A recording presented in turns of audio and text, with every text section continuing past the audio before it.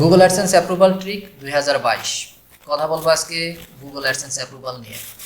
কিভাবে আপনি আপনার ব্লগার ওয়েবসাইটে খুব সহজেই গুগল অ্যাডসেন্স অ্যাপ্রুভ পাবেন এই বিষয়টি নিয়ে আজকে আলোচনা করব।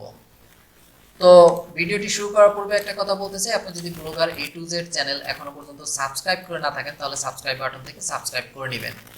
ব্লগার A to Z চ্যানেলে রিসেন্টলি আপনার এসইও নিয়ে বেশ কিছু ভিডিও আপলোড করা হয়েছে, ভিডিওগুলি দেখে নেবেন, আশা করি আপনার অনেক উপকার হবে।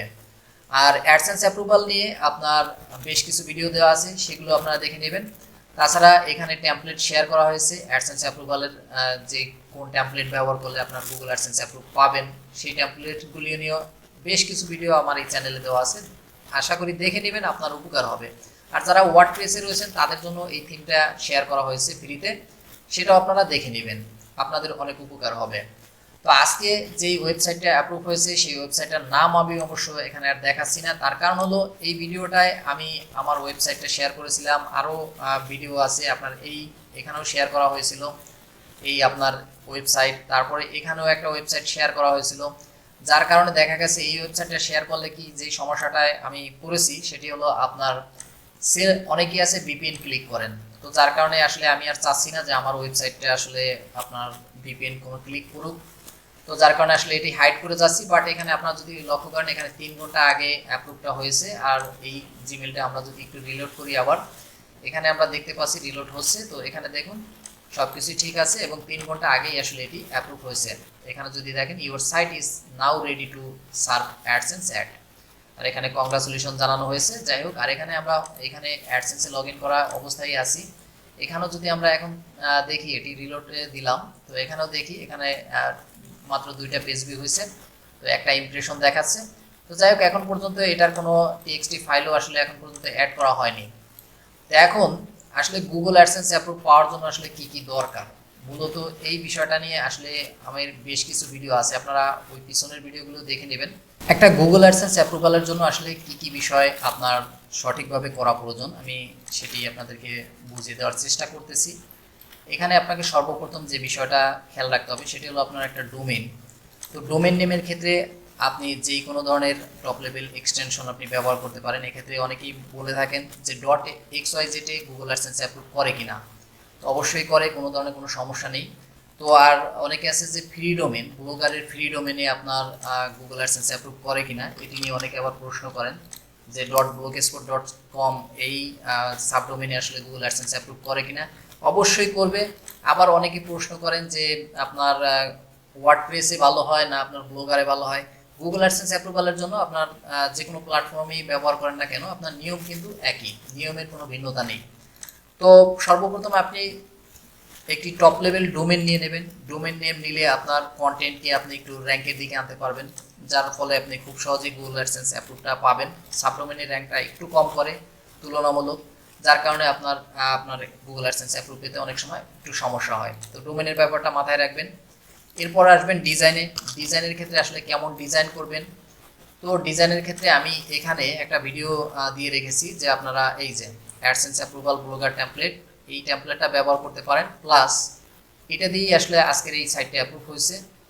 আর এখানেও আরেকটা টেমপ্লেট অবশ্যই শেয়ার করেছি, এইটাও আপনারা ব্যবহার করতে পারেন, দুইটার যে কোনো একটা ব্যবহার করেন। তবে এইটার কাস্টমাইজের ভিডিও সম্পূর্ণ এই ভিডিওর ভিতর দেওয়া রয়েছে, আপনারা এই ভিডিওটা দেখে এই ডিজাইনের ব্যাপারটা আপনারা এই টেমপ্লেটটা দিয়ে করেন, সমস্যা নেই, আপনার অ্যাপ্রুভ 100% ইনশাল্লাহ হবেই।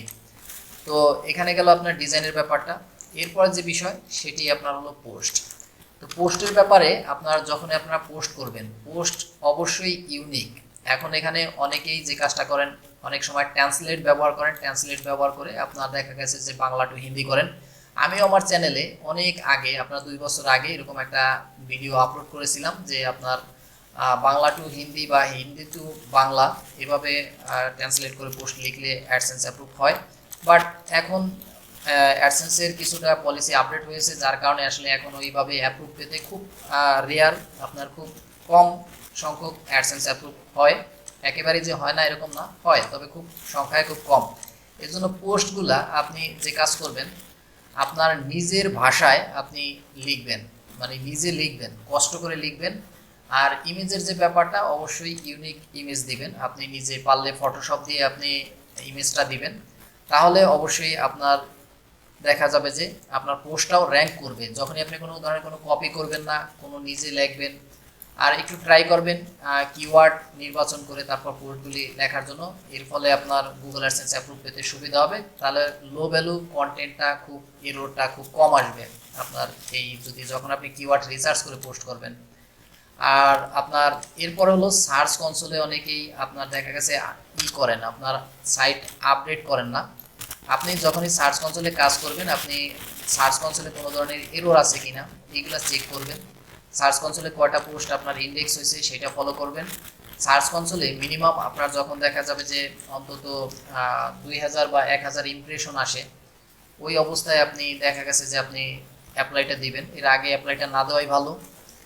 আর এরপর হলো অ্যাডসেন্সে অ্যাপ্লাই দিবেন সর্বশেষে। তো অ্যাডসেন্সে অ্যাপ্লাই দেওয়ার ক্ষেত্রে অবশ্যই লক্ষ্য রাখবেন, অনেকে মনে করেন যে একাধিক মানে এক ডিভাইস থেকে আপনার অ্যাপ্রুভাল হয় না। আমি কিন্তু আমার এই দেখা গেছে এক ডেস্কটপ দিয়ে কিন্তু অ্যাপ্লাই দিই, কোনো সমস্যা নেই। তবে অবশ্যই একটা ব্যাপার করবেন যে আপনি ক্রোমের আপনি যে কাজটা করবেন এখান থেকে এক্সটেনশন তৈরি করে নেবেন, নতুন আবার একটা ব্রাউজার ক্রিয়েট করে নেবেন এখান থেকে, তাহলে সবচাইতে কোনো ঝামেলা হবে না। আর মোবাইল ডিভাইস থেকে, একই মোবাইল ডিভাইস থেকে আসলে অ্যাপ্লাইটা না দেওয়াই ভালো, অনেক সময় এতে পলিসি ভায়োলেশন আসে। তো সেই ব্যাপারটাও লক্ষ্য রাখবেন। তো যাই হোক, ভালো থাকবেন সবাই, সুস্থ থাকবেন। আর যেই কথাগুলো বললাম মনোযোগ সহকারে শুনে আপনারা চেষ্টা করুন, আশা করি আপনাদের গুগল অ্যাডসেন্সও অ্যাপ্রুভ হয়ে যাবে।